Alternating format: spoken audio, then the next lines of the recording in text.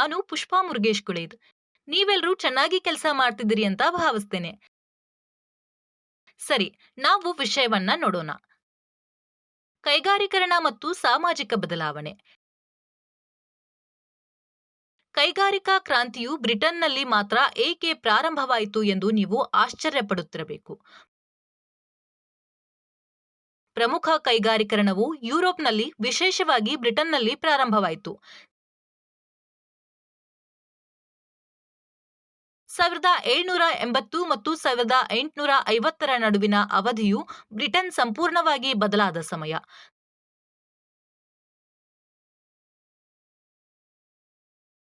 ಕೈಗಾರೀಕರಣದ ಮೊದಲು ಎಲ್ಲವನ್ನೂ ಕೈಯಿಂದ ಮಾಡಲಾಗುತ್ತಿತ್ತು.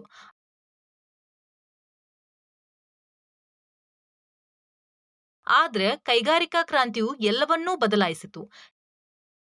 ಜವಳಿ, ಕಬ್ಬಿಣ ಮತ್ತು ಇತರ ಅನೇಕ ಕೈಗಾರಿಕೆಗಳಲ್ಲಿ ಹೊಸ ಯಂತ್ರಗಳನ್ನು ಪರಿಚಯಿಸಲಾಯಿತು.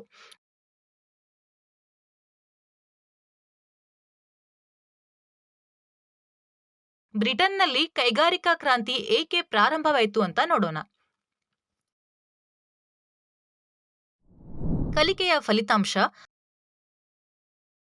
ಬ್ರಿಟನ್ ಕೈಗಾರಿಕಾ ಕ್ರಾಂತಿಯ ಜನ್ಮಸ್ಥಳ ಏಕೆ?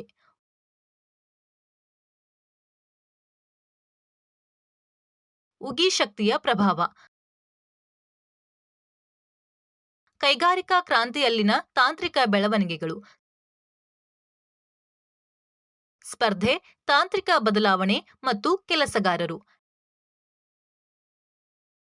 ಜರ್ಮನಿ ಮತ್ತು ಫ್ರಾನ್ಸ್ನಲ್ಲಿ ಕೈಗಾರೀಕರಣ. ಕೀವರ್ಡ್ಗಳು.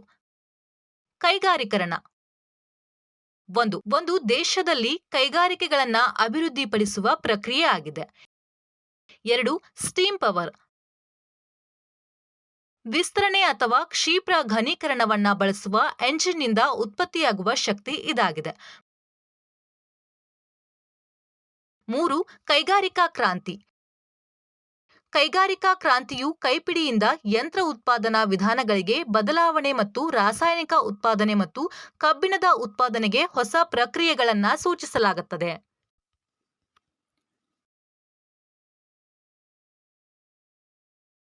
ಮಾರ್ಕ್ಸ್ವಾದ. ಕಾರ್ಲ್ ಮಾರ್ಕ್ಸ್ನ ರಾಜಕೀಯ ಮತ್ತು ಆರ್ಥಿಕ ಸಿದ್ಧಾಂತಗಳು.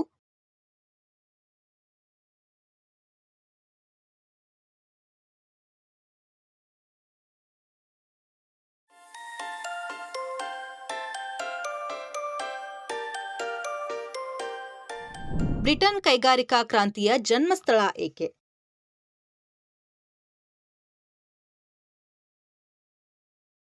ಗ್ರೇಟ್ ಬ್ರಿಟನ್ ಮೊದಲ ದೇಶವಾಗಿದೆ. ಕಾರಣ ಆಧುನಿಕ ಕೈಗಾರೀಕರಣದ ಅನುಭವ, ಅದು ವಾಸಿಸುತ್ತಿದ್ದ ಅನುಕೂಲಕರ ಪರಿಸ್ಥಿತಿಗಳಿಗೆ. ಹತ್ತಿ ಉತ್ಪಾದನೆಗೆ ಹವಾಮಾನವು ತುಂಬಾ ಸೂಕ್ತವಾಗಿದೆ. ನೀರು, ವಿದ್ಯುತ್ ಕೊರತೆ ಇರಲಿಲ್ಲ. ಅಥವಾ ಕಲ್ಲಿದ್ದಲು ಮತ್ತು ಕಬ್ಬಿಣದಂತಹ ಇಂಧನ, ಅದು ಇಂಗ್ಲೆಂಡ್ನಲ್ಲಿನ ಇತರ ಕೈಗಾರಿಕೆಗಳಿಗೆ ಅಗತ್ಯವಾದ ಕಚ್ಚಾ ವಸ್ತುಗಳಾಗಿವೆ.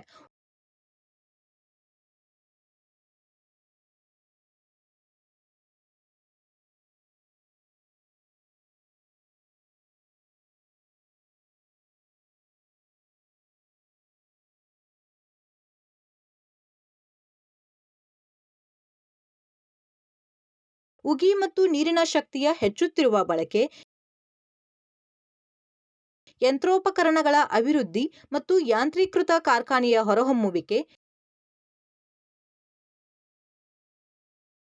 ಇವುಗಳು ಬ್ರಿಟನ್ ಅನ್ನ ಕೇಂದ್ರ ಬಿಂದುವನ್ನಾಗಿ ಮಾಡಿದ ಅಂಶಗಳಾಗಿವೆ.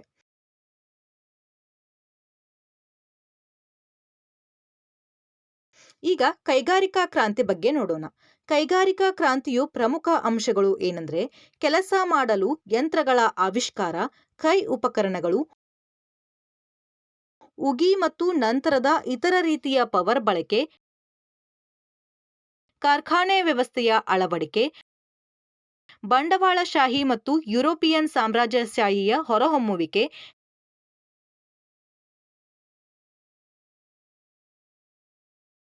ಕಲ್ಲಿದ್ದಲು ಮತ್ತು ಇತರ ಖನಿಜ ಸಂಪನ್ಮೂಲಗಳ ಗಣಿಗಾರಿಕೆಯ ಪ್ರಯತ್ನಗಳು. ಕೃಷಿ ಕ್ರಾಂತಿಯ ಪರಿಣಾಮಗಳು. ಕೈಗಾರಿಕಾ ಕ್ರಾಂತಿಯ ಪರಿಣಾಮಗಳು. ಪ್ರತಿಯೊಂದು ಕ್ರಾಂತಿಯ ಕೆಲವು ಅನುಕೂಲಗಳು ಮತ್ತು ಅನಾನುಕೂಲಗಳನ್ನು ಹೊಂದಿದೆ. ಒಂದು, ಸಾಮಾಜಿಕ ಪರಿಣಾಮ. ಈ ಕ್ರಾಂತಿಯು ಮ್ಯಾಂಚೆಸ್ಟರ್ನಂತಹ ಹೊಸ ನಗರಗಳ ಉದಯವನ್ನ ಬೆಂಬಲಿಸಿತು ಮತ್ತು ಕೊಳೆಗೇರಿಗಳು, ವಿಭಕ್ತ ಕುಟುಂಬ, ನಗರೀಕರಣದಂತಹ ಪದಗಳ ಹೊರಹೊಮ್ಮುವಿಕೆಗೆ ಪರೋಕ್ಷವಾಗಿ ಸಹಾಯ ಮಾಡಿತು. ಇದು ಮಹಿಳೆಯರ ಮತ್ತು ಮಕ್ಕಳ ಶೋಷಣೆಗೂ ಕಾರಣವಾಯಿತು.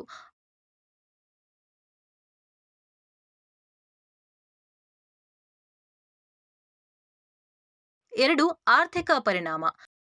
ಲಾಭ ಗಳಿಸುವುದು ಮುಖ್ಯವಾಯಿತು. ಎಲ್ಲ ಆರ್ಥಿಕ ಚಟುವಟಿಕೆಗಳು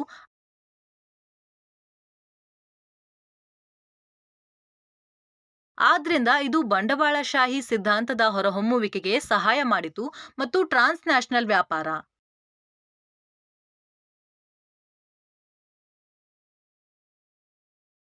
ಮೂರು, ರಾಜಕೀಯ ಪ್ರಭಾವ. ಈ ಕ್ರಾಂತಿಯು ಆರ್ಥಿಕ ಚಟುವಟಿಕೆಗಳ ವಿಷಯದಲ್ಲಿ ಜಗತ್ತನ್ನ ಅಭಿವೃದ್ಧಿ ಹೊಂದಿದ ಮತ್ತು ಹಿಂದುಳಿದ ಎಂದು ವಿಂಗಡಿಸಿತು. ಬಂಡವಾಳಶಾಹಿ ಸಮಾಜದ ಮತ್ತು ಮಾರ್ಕ್ಸ್ವಾದದ ಹೊರಹೊಮ್ಮುವಿಕೆಗೆ ಕಾರಣವಾಯಿತು.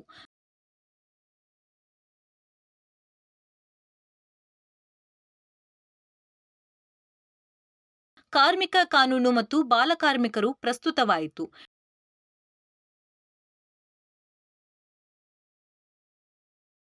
ಕೈಗಾರಿಕಾ ಕ್ರಾಂತಿಯಲ್ಲಿನ ತಾಂತ್ರಿಕ ಬೆಳವಣಿಗೆಗಳನ್ನು ನೋಡೋಣ. ಕೈಗಾರಿಕಾ ಕ್ರಾಂತಿಯು ಹೊಸ ಯಂತ್ರಗಳು ಮತ್ತು ತಂತ್ರಜ್ಞಾನಗಳ ಅಭಿವೃದ್ಧಿಯನ್ನ ಕಂಡಿತು. ಅದು ವೇಗವಾಗಿ ಮತ್ತು ಹೆಚ್ಚು ಪರಿಣಾಮಕಾರಿ ಉತ್ಪಾದನೆಗೆ ಅವಕಾಶ ಮಾಡಿಕೊಟ್ಟಿತು.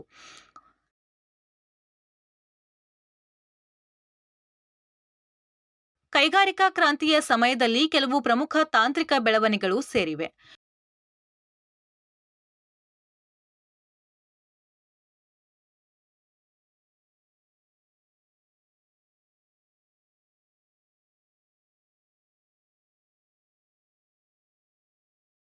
ನೂಲುವ ಜನ್ನಿ ಮತ್ತು ಪವರ್ಲೂಮ್. ಇದು ಜವಳಿ ಕೈಗಾರಿಕೆಗಳನ್ನ ಬೆಳೆಯಲು ಅವಕಾಶ ಮಾಡಿಕೊಟ್ಟಿತು.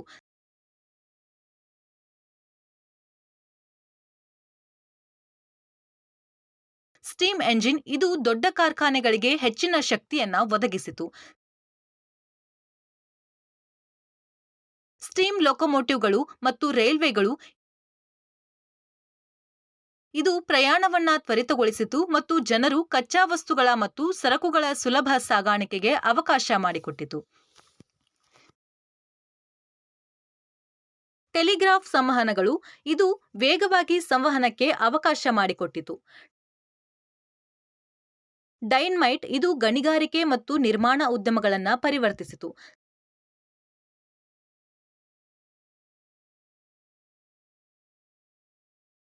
ಸ್ಪರ್ಧೆ, ತಾಂತ್ರಿಕ ಬದಲಾವಣೆ ಮತ್ತು ಕೆಲಸಗಾರರು.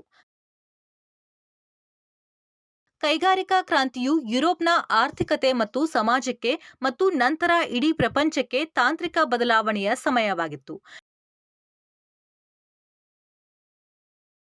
ಇದು ಉತ್ಪಾದಕತೆಯನ್ನು ಹೆಚ್ಚಿಸುವ ಹೊಸ ಯಂತ್ರಗಳು, ಕಾರ್ಖಾನೆಗಳು ಮತ್ತು ವಿದ್ಯುತ್ ಮೂಲಗಳನ್ನ ರಚನೆಗಳನ್ನ ಒಳಗೊಂಡಿತ್ತು.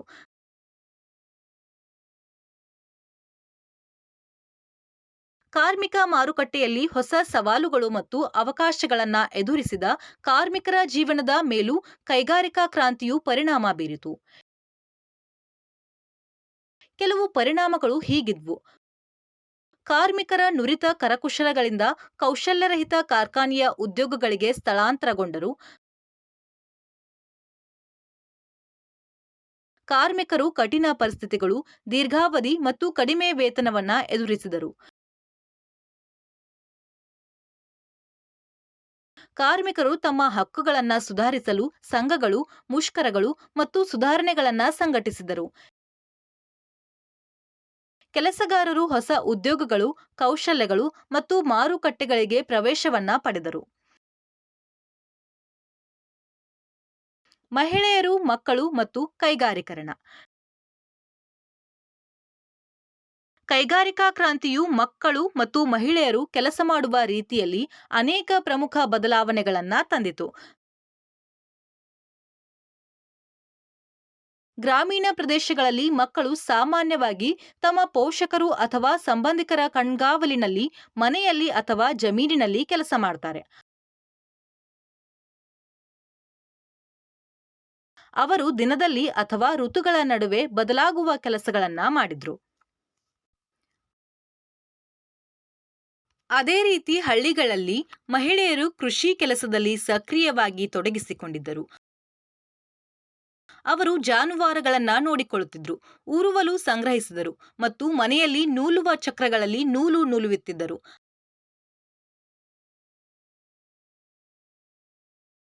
ಆದರೆ ಕಾರ್ಖಾನೆಗಳಲ್ಲಿ ಅವರ ವಿರಾಮವಿಲ್ಲದೆ ಹೆಚ್ಚು ಗಂಟೆಗಳ ಕಾಲ ಕೆಲಸ ಮಾಡಬೇಕಾಗಿತ್ತು. ಅವರು ಕಟ್ಟುನಿಟ್ಟಾದ ಶಿಸ್ತು ಮತ್ತು ಚೂಪಾದ ಶಿಕ್ಷೆಯ ಅಡಿಯಲ್ಲಿ ಒಂದೇ ರೀತಿಯ ಕೆಲಸವನ್ನ ಮಾಡಿದ್ರು. ಮಹಿಳೆಯರು ಮತ್ತು ಮಕ್ಕಳನ್ನ ದುಡಿಯಲು ಒತ್ತಾಯಿಸಲಾಯಿತು. ಕಡಿಮೆ ವೇತನಕ್ಕಾಗಿ ಯಂತ್ರೋಪಕರಣಗಳ ಬಳಕೆ ವ್ಯಾಪಕವಾಗಿ ಕಡಿಮೆ ಕೆಲಸಗಾರರ ಅಗತ್ಯವಿತ್ತು.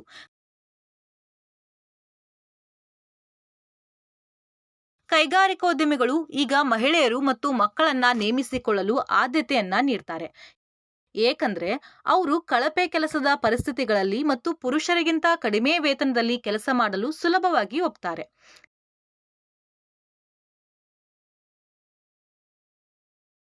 ಜರ್ಮನಿ ಮತ್ತು ಫ್ರಾನ್ಸ್ನಲ್ಲಿ ಕೈಗಾರೀಕರಣ.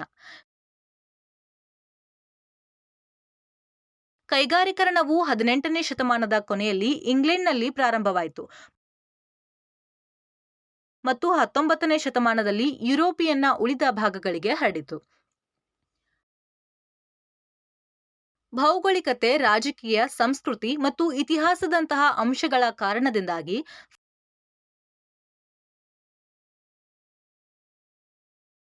ಫ್ರಾನ್ಸ್ ಮತ್ತು ಜರ್ಮನಿಗಳು ವಿಭಿನ್ನ ದರಗಳು ಮತ್ತು ಕೈಗಾರೀಕರಣದ ಮಾದರಿಗಳನ್ನು ಅನುಭವಿಸಿದವು.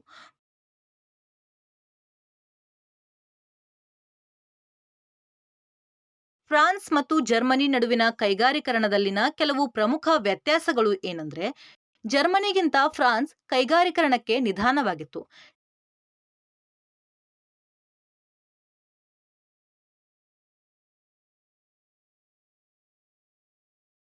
ಜರ್ಮನಿಯು ಯಂತ್ರೋಪಕರಣಗಳನ್ನ ಉತ್ಪಾದಿಸಲು ಸಾಧ್ಯವಾಗಲಿಲ್ಲ ಮತ್ತು ಕಲ್ಲಿದ್ದಲು ಮತ್ತು ಕಬ್ಬಿಣದ ಕೊರತೆಯಿಂದಾಗಿ ಉಕ್ಕು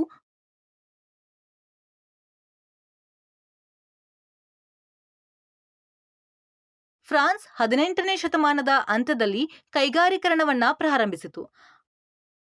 ಆದರೆ ಯುದ್ಧಗಳು ಮತ್ತು ಕ್ರಾಂತಿಗಳು ಸೇರಿದಂತೆ ಹಲವಾರು ಸವಾಲುಗಳನ್ನು ಎದುರಿಸಿತು. ಫ್ರಾನ್ಸ್ ಜವಳಿ, ಐಷಾರಾಮಿ ವಸ್ತುಗಳು ಮತ್ತು ಕೃಷಿಯ ಮೇಲೆ ಕೇಂದ್ರೀಕರಿಸಿದೆ. ಕುಟುಂಬದ ಸಂಪನ್ಮೂಲಗಳ ಮೇಲೆ ಅವಲಂಬಿತರಾಗಿದ್ದರೂ ಫ್ರೆಂಚ್ ತಯಾರಕರು ಭಾರೀ ಉದ್ಯಮ ಮತ್ತು ರೈಲ್ವೆಗಳಲ್ಲಿ ಜರ್ಮನಿಗಿಂತ ಹಿಂದುಳಿದಿದ್ದಾರೆ.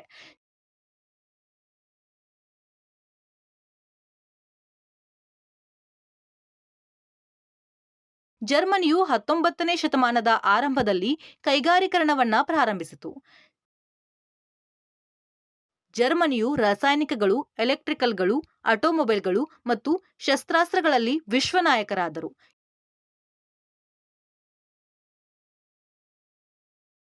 ಇದು ಬಲವಾದ ಬ್ಯಾಂಕಿಂಗ್ ವ್ಯವಸ್ಥೆ ಮತ್ತು ನುರಿತ ಉದ್ಯೋಗಿಗಳನ್ನು ಅಭಿವೃದ್ಧಿಪಡಿಸಿದೆ.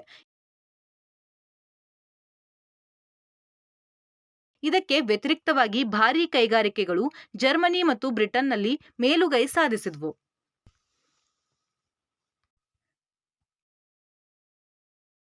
ನಿರ್ಮಾಣ ಏನಂದ್ರೆ, ಯುರೋಪ್ನಲ್ಲಿ ಕೈಗಾರಿಕಾ ಕ್ರಾಂತಿಯು ಆರ್ಥಿಕ ಮತ್ತು ಸಾಮಾಜಿಕ ಪರಿವರ್ತನೆಯ ಅವಧಿಯಾಗಿದ್ದು, ಅದು ಬ್ರಿಟನ್ನಲ್ಲಿ ಪ್ರಾರಂಭವಾಯಿತು ಮತ್ತು ಇತರ ದೇಶಗಳಿಗೆ ಹರಡಿತು. ಇದು ಹೊಸ ತಂತ್ರಜ್ಞಾನಗಳು, ಕೈಗಾರಿಕೆಗಳು ಮತ್ತು ಮಾರುಕಟ್ಟೆಗೆ ಅಭಿವೃದ್ಧಿಗೆ ಕಾರಣವಾಯಿತು. ಆದರೆ ಪರಿಸರ, ಜೀವನ ಪರಿಸ್ಥಿತಿಗಳು ಮತ್ತು ಕಾರ್ಮಿಕ ಹಕ್ಕುಗಳ ಮೇಲೆ ನಕಾರಾತ್ಮಕ ಪರಿಣಾಮಗಳನ್ನು ಬೀರಿತು.